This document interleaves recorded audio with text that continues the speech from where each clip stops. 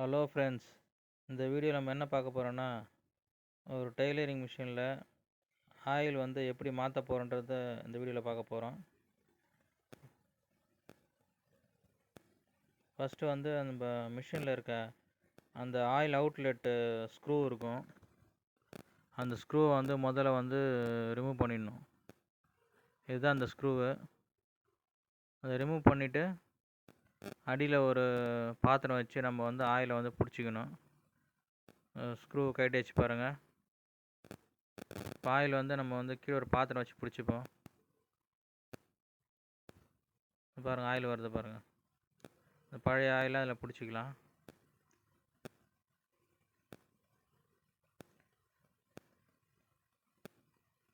ஃபுல்லாக எல்லாம் பழைய ஆயில் பிடிச்சிட்டு அதுக்கப்புறமா நம்ம மேலே இருக்க அந்த டஸ்ட்டை ஃபுல்லாக க்ளீன் பண்ணணும்.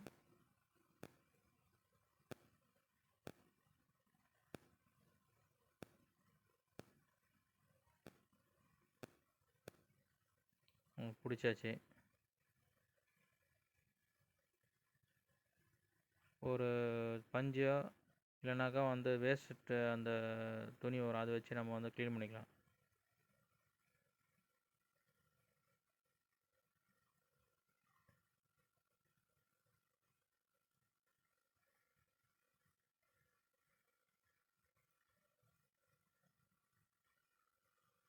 ஃபுல்லாக தொடச்சி எடுத்துருங்க.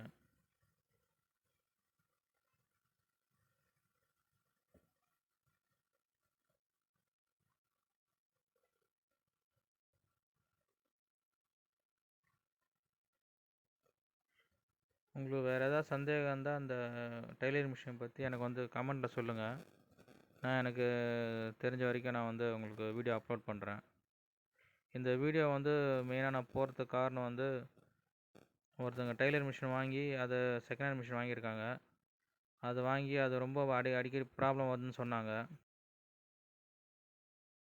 அது இதில் இருக்க ஃபால்ட்டெல்லாம் நான் என்னென்னு சொல்கிறேன்.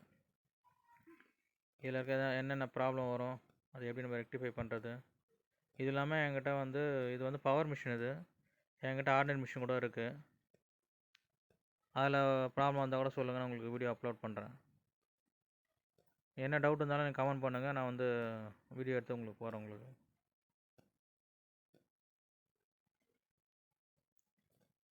டஸ்ட்டு ஃபுல்லாக தொடச்சிருங்க.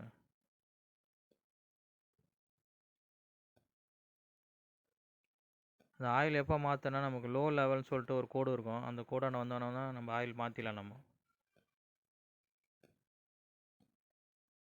ஆயில் இருக்கிற ஆயில் மேலே அப்படியே ஊற்றக்கூடாது, ஏன்னா டஸ்ட்டு நிறைய இருக்கும்.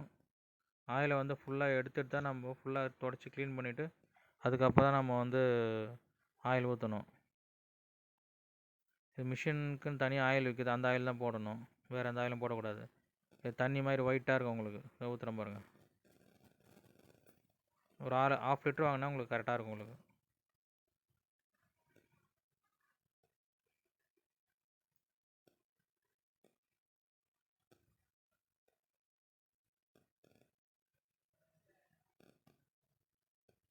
அதில் லெவல் இருக்குது பாருங்கள், லோ ஹைன்னு இருக்கும் பாருங்கள், 2 கோடு இருக்கும். ஆயில் லெவல் கம்மியாகும்போது நீங்கள் ஊற்றணும். டஸ்ட் இல்லைன்னா நீங்கள் ஊற்றிக்கலாம்.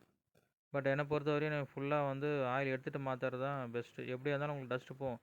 தைக்கிறோம் இல்லையா, அந்த துணியில் இருக்க தூசெல்லாம் இந்த ஆயிலில் போய் மிக்ஸ் ஆகிடும் உங்களுக்கு. அதனால் ஃபில்டரை அடைச்சிக்க. உங்களுக்கு இந்த ஆயில் மாற்றிட்டு உங்களுக்கு லெவல் காட்டுறேன் பாருங்கள்.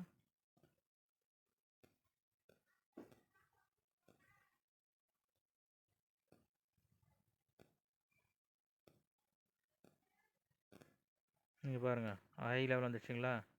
அவ்வளோதான், ஆயில் அதுக்கு மேலே ஊற்றக்கூடாது நம்ம.